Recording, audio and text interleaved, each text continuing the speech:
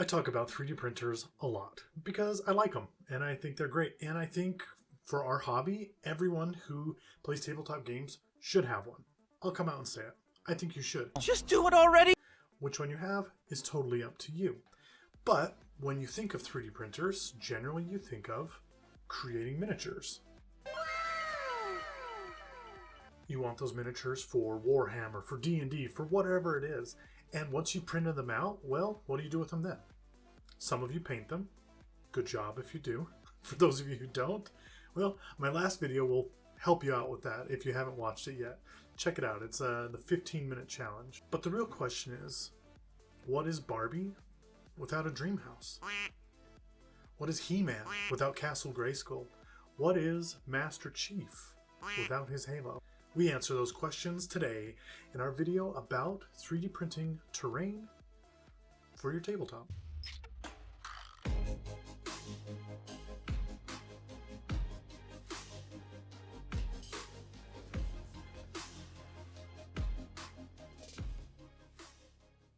For those of you who have watched the channel, you know that I am very interested in making my own tabletop war game, skirmish game.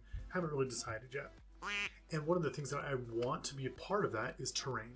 I want terrain to be something that you bring with you. And I know that sounds odd, but the way that the table is going to be set up, the way the boards are going to be set up, you'll be bringing your terrain. And depending on the army you have, maybe you'll want tall terrain, maybe you'll want cover, maybe you'll want different things. And so terrain was a huge thing for me, and I started printing it. And the beauty of terrain is that once you have a little bit of it, you realize a little bit more of it would look awesome. So what I did was I reached out to Overture. Overture is a filament company, 3D printing, all that jazz. They are amazing. The best miniatures that I've printed on an FDM printer came from Overture's Silk PLA. And so they were the company that I wanted to reach out to when it came to building this. And so I did, and they were gracious enough to send me some filament when I told them that I wanted to 3D print an entire village. So, ever since I got that filament, my little Elegoo Neptune 2 has been printing around the clock. And I mean, for weeks straight, it has been printing buildings and terrain and all these things that I need to make my village come to life. And I want to share that process a little bit with you. It's not done, but the bones have been assembled. And so I want to show you those bones. Now, before I get too deep into this, I don't want you to think that you have to buy a 3D printer for terrain. Honestly, I've had a 3D printer for a long time, and I haven't printed terrain for a few different reasons. A lot of the systems that are out there are these interlocking systems that are really cool, but they take forever to put together, take forever to print. A ton of filament goes into them, so they're definitely not cheap. You know, when you're playing a game, generally you want stuff that you can just throw down on table and have ready to go. And so a lot of the stuff that goes into making a village, probably a little easier just to make by hand. I've actually spent the last few weeks putting together videos on how to make roads using, other materials, because I wanted roads that were easy to throw down. Making roads that you can curl up and put in a container, but then when you want to play, you can just unroll them and put them on your tabletop. And they're fantastic, and they look great, and it was awesome. So you can always check out my video on how to make those roads. I also posted videos on how to do a couple other things, like creating your own flocking. And so there's videos of that too. And all of this was in the process of making my village. Okay. If you want to learn how to make those things, you can check out my videos. If you want to see somebody who does it a lot better than I do, check out Black Magic Craft. I'll put a link to his YouTube channel below. He honestly was one of the reasons why I wanted to get into playing D&D in the first place. Just seeing the stuff that he created and realizing that I could make that stuff with my own hands, it was amazing. So please check out his channel if you haven't. But I have a 3D printer and I have the filament, so I'm going to print certain things that I want to make this look really good. And that does not include the ground.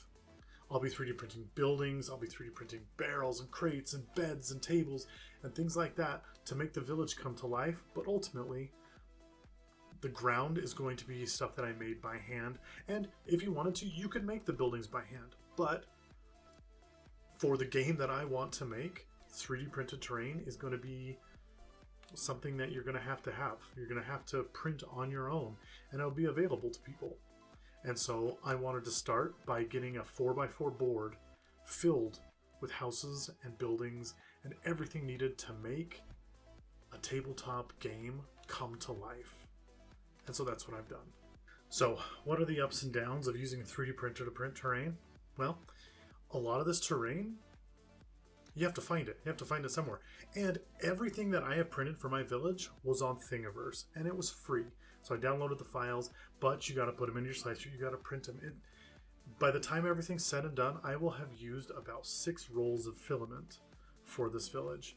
And so you got to decide if that's worth it to you.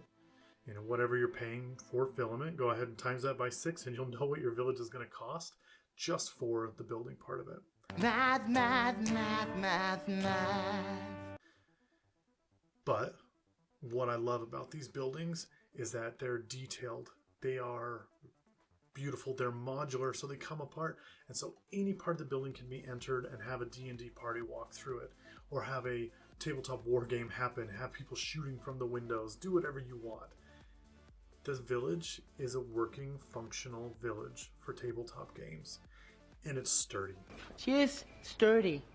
Say what you will about FDM printers, but the stuff that they generally print is sturdy. If it falls, it's not going to break. Sure, little pieces will come off here and there, but that's how everything is. You know, the smaller the piece, the easier it is to come off, and a little bit of super glue and you're back in business. And that's why I chose to 3D print it, because I wanted something sturdy that I could hold on to, paint, it would look good, and I could travel with it if I needed to. Yes, I'm a tabletop wargamer, but at the same time I'm also a DM, and sometimes my village has to travel where I go. And so it's nice to be able to just throw everything I need in the back of a car, in a crate, and move it wherever I need it to go. And so having 3D printable models for that reason is awesome. And without wasting any more of your time, here is what my village looks like right now.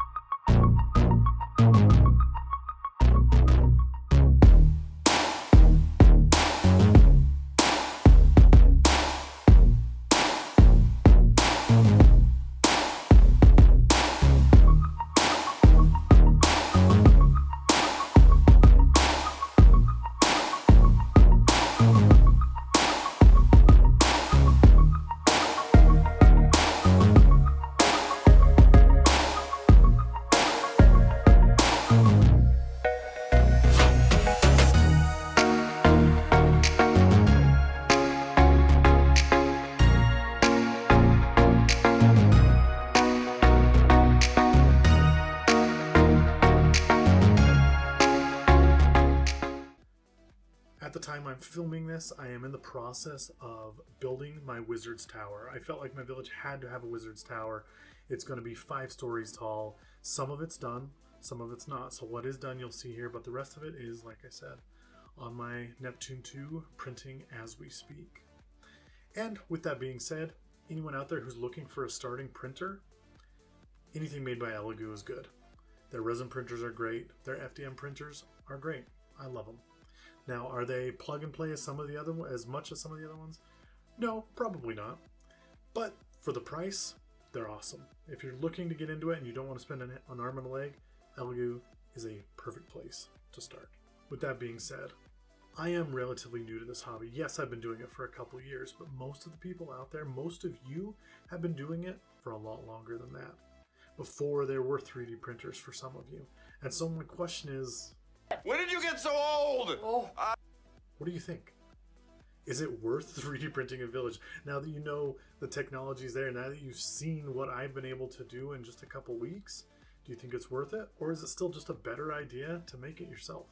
I love that part of this hobby where everything that we make with our hands gets to go on the table. People get to see it, people get to touch it, people get to feel it.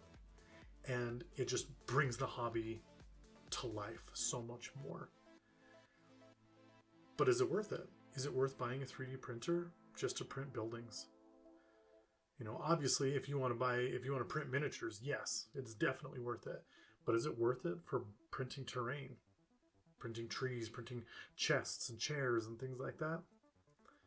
Let me know. Let me know what you think. I know that some people, it's just easier and quicker to do things by hand. And that might be the truth. With 3D printing, you have to deal with all the technical parts of it too, and all the cleanup and things like that. And so maybe it is a headache, but I want to know what you think. So please let me know down in the comments. And as I move forward with painting this village and getting the board done and everything, I'll post one more video. That'll be my final video showing the completed village, and hopefully how I get to use it in some of the tabletop games. Using it in D&D is a no-brainer, right? Like, I'll show you how that works. So please like, subscribe, follow the channel, see where we're going. The village is just the beginning of a whole bunch of different things that I have planned for videos to come. So stick around, because here at Pulsegate Games, our job is making your tabletop experience the best it can be. So stick around and see how we can do that. And as always, don't spend so much time building your world that you forget to spend some time in it. Until next time.